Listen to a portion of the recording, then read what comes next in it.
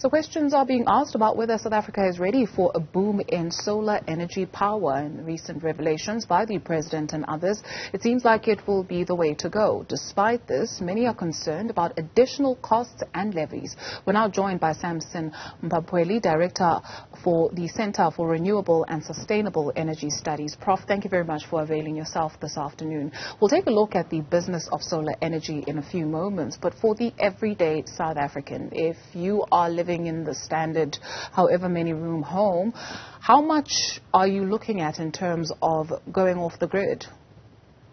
Good afternoon to you and the viewers. So that's a difficult question because it's got a number of technicalities. We always advise people to first go through an energy assessment kind of a thing, where experts will then come to your house, do an assessment, looking at your demand, how much energy you use, and then based on that, they can do what we call a proper system sizing, and then advise you on how much it's going to cost you to go completely off the grid or to offset some of the power that you're taking from the grid. So there's a number of, there are different solar panels. We've got the most dominant being the polycrystalline and the monocrystalline. And those are different. There are technicalities around that. Now, the cost of solar panels themselves, on average, you're looking at around 430, 450 per watt peak.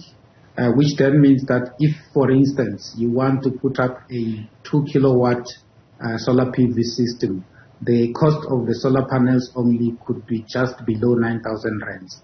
And then you've got an additional kind of balance of the system, which is your inverter, which could cost you anything between 6,000 and 12,000, depending on your needs and what you want to do actually with your solar system.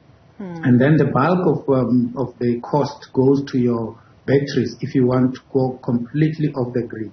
That is where now the announcement by the president comes in handy in terms of households that can use the grid as kind of a storage, because then you get rid of the battery side of things, and then you only need the solar panels, the inverter, and the balance of the system, which is your mounting structures and your cabling and things like that. And there are various configurations. You can go completely off the grid based on the size of the system that you install, in combination mainly with your gas for cooking and your solar water heaters for heating up of your water, because those are not very efficient. Although you can use solar panels to do that, it would not be very cost effective. And then you can do a grid assist kind of a system where you've got some batteries, but you store a little bit in the batteries, but you can still store in the grid and interchange with the grid by taking some power from the grid when you have less, and by pumping some power into the grid when you have more.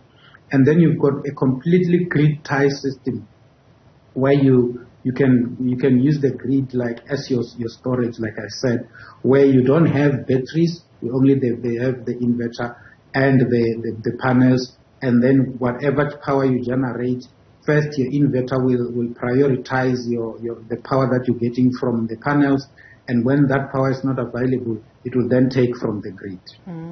So, Prof, the call is not only, and you're right, it is quite technical, the call is not only for households to install solar panels, but also for businesses, right? What is not technical is the cost of it all. What are we seeing in terms of what other countries have been doing around this space, especially when it comes to incentivizing or giving the ordinary citizen a boost, especially low-income households?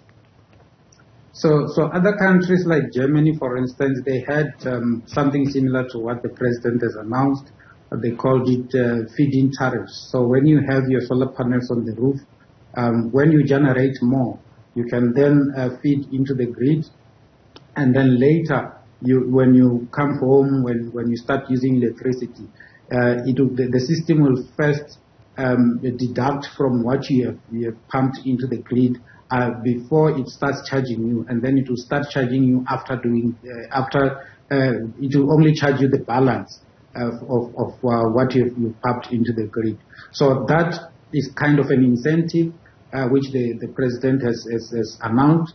However, what we don't know at this point in time is the form that feed-in tariff will take, because you could have it in various ways. You could have it in a rent-to-rent kind of a situation where if you're paying R1 per kilowatt hour and you feed 1 kilowatt hour into the grid, Eskom will then have to pay you back the R1. In that case, there are other costs issues that are not taken into consideration, like the cost of using the grid is not taken into consideration because they are looking at the rent to rent. The other one is where consumers become net consumers of the electricity, where you feed some power into the grid and then you get some form of a rebate of payment. That will not necessarily be a rent to rent kind of rebate. It will then take into consideration the fact that there's a grid that needs to be serviced. And that is similar to something that Eskom has proposed to the National Energy Regulator for their next that they want to use. Sure.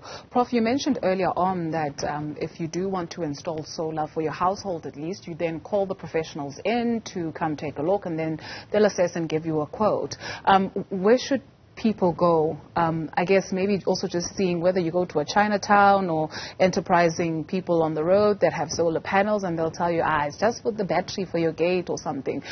Should you use a tried and tested dealer, or you can go that avenue and go to the local market and get yourself a solar panel? So we always advise people like what happened with the solar water heater program.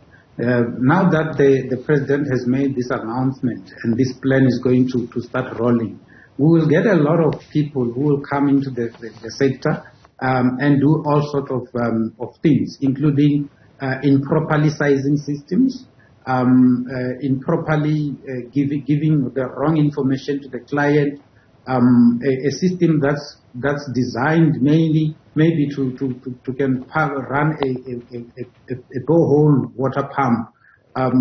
People being told you can run your house out of it and all those kind of things. So we're going to see a lot more of those. What we advise is that people rely on professionals. There is an association, it's called Subvia. They can go onto their website and look at the installers who are listed in Subvia's website.